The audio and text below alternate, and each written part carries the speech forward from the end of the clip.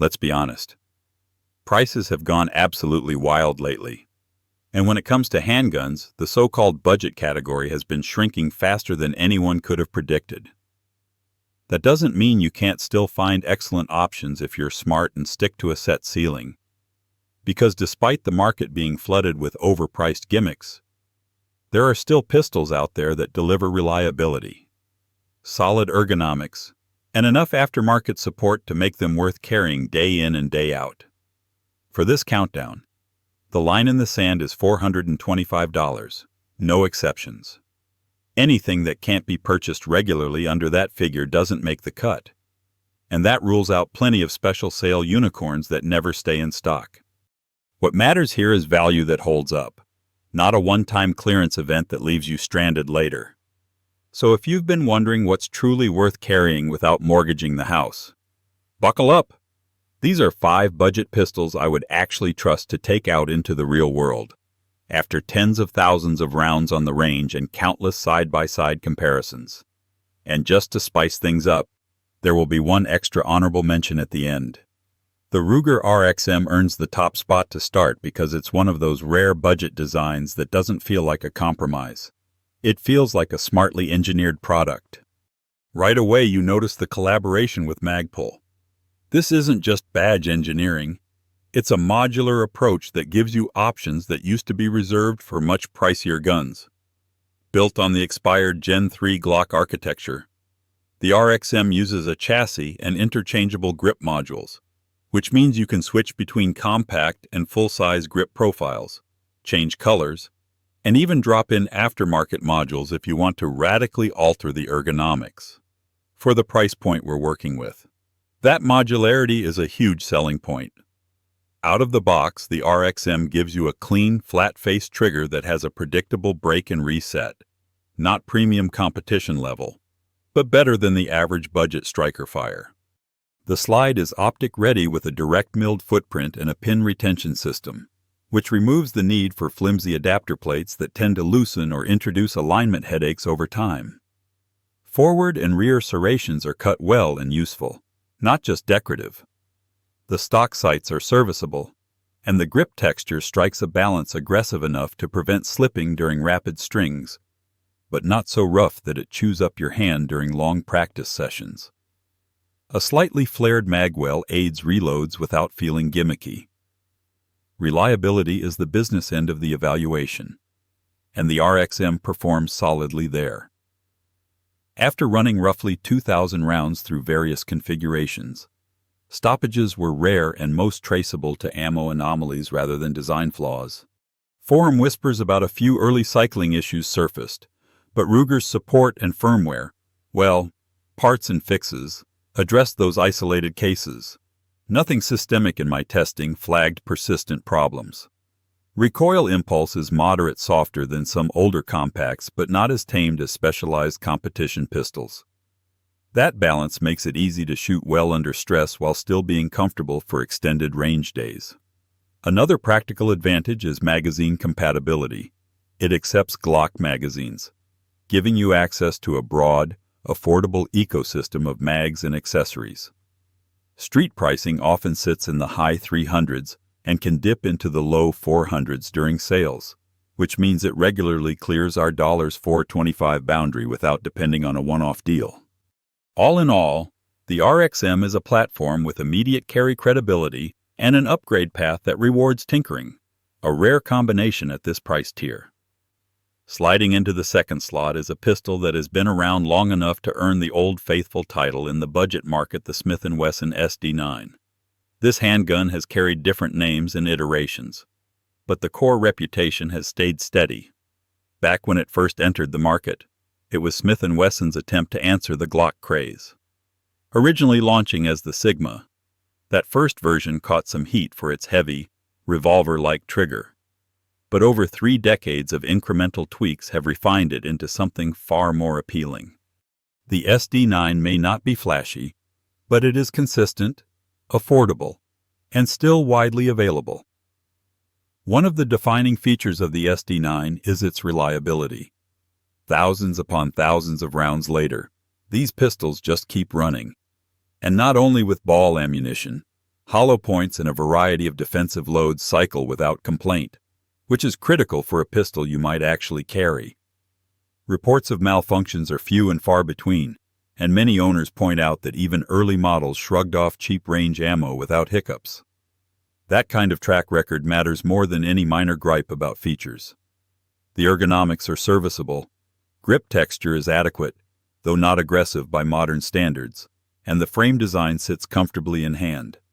Serrations front and rear give you practical manipulation surfaces, and the stock sights are metal, a notable point in a world where many budget pistols still ship with plastic placeholders. The trigger, as mentioned, has improved over the years. It's no competition unit, but it's no longer the excessively long, heavy pull of the early Sigma days. For those who want more refinement, aftermarket companies like Apex make drop-in kits that take the SD9 to another level without breaking the bank. Downsides are real but predictable. It's not optic ready. And in today's market that matters. The frame design doesn't support a wide range of accessories compared to newer releases. And while it's reliable, it lacks the modularity or customization options that some of the other pistols on this list offer. That said, street prices hovering around the $300 mark make it one of the most accessible, reliable sidearms available. If you need a dependable workhorse and don't care about cutting-edge features, the SD9 remains a classic budget choice that deserves respect even in late 2025. Next up is the PSA Dagger, and this one has made waves in recent years for being the definition of value-packed. Palmetto State Armory built its reputation on making rifles and parts affordable to the masses, and the Dagger applies that philosophy to pistols. Like the RXM, it is based on the tried-and-true Gen 3 Glock design, which means it runs on Glock magazines and enjoys plenty of aftermarket support. The twist with the Dagger is just how many versions and options are available straight from PSA. You can find micro-compacts, full-size duty pistols, optics-ready models, compensated slide variants, and just about everything in between. That variety means buyers can get something tailored to their needs without jumping to more expensive brands. The grip texture is practical. The ergonomics feel familiar to Glock shooters, and the inclusion of features like a double undercut under the trigger guard adds comfort for longer sessions. Serrations are cut deep enough to be useful, and many models arrive optic-ready without pushing the price tag out of reach. The trigger is, simply put, Glockish. It isn't refined, but it's predictable. Some versions use a hinged trigger design that not everyone loves, but functionally it gets the job done. Early production runs did reveal a hiccup trigger pins had a tendency to walk out. PSA quickly addressed this, and current production models have eliminated that issue. Having run multiple Daggers in different sizes, the performance has been consistent, and friends who own them have echoed the same reliability is no longer in question. Price is the Dagger's biggest weapon. Street cost typically starts around $299 and can climb into the 500s depending on optics and slide features. Even at the higher end, it's still one of the best bangs for the buck in late 2025. PSA's strategy has always been to sell in volume rather than gouge, and the result is a pistol that is both accessible and capable. For shooters who want an affordable, feature-rich handgun without worrying about brand prestige, the Dagger is a standout that proves budget doesn't have to mean bare bones. The Taurus G3 family is one of those surprise entries that keeps proving itself whenever you look for a true budget winner. There are a bunch of variants. The G3C Compact, the full-size G3, the G3X, and the tactical versions. And that lineup gives buyers a lot of flexibility depending on whether they want a pocketable carry piece or something closer to a duty-size sidearm. When these first hit the market, the price was jaw-dropping for what you got. And while inflation nudged numbers upward, the G3s still sit in a sweet spot for shooters who want function without a premium badge. First impressions are usually positive. The ergonomics are comfortable for a wide range of hands. The grip texture is aggressive enough to provide confidence during rapid strings. And the trigger, while not match grade, provides an honest break and a shortish reset that keeps follow-up shots quick. One quirk, and it's worth mentioning up front, is the dual strike feel some shooters describe if a round fails to fire. Pulling the trigger again can sometimes produce a second strike before the user cycles the slide.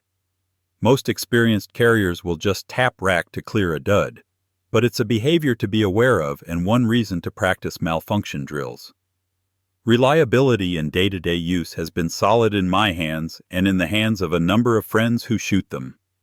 That said, QC is the elephant in the room with very budget-oriented pistols, and Taurus has had variability across batches. Some people have pulled brand new guns out of boxes and had little issues. Others have needed warranty support. The good news is that when the G3 runs right, it runs really well for the price. Options like threaded barrels, optics-ready slides on selected models, and taller sights on others make the line more versatile than the price suggests. In short, the G3 series is a pragmatic pick.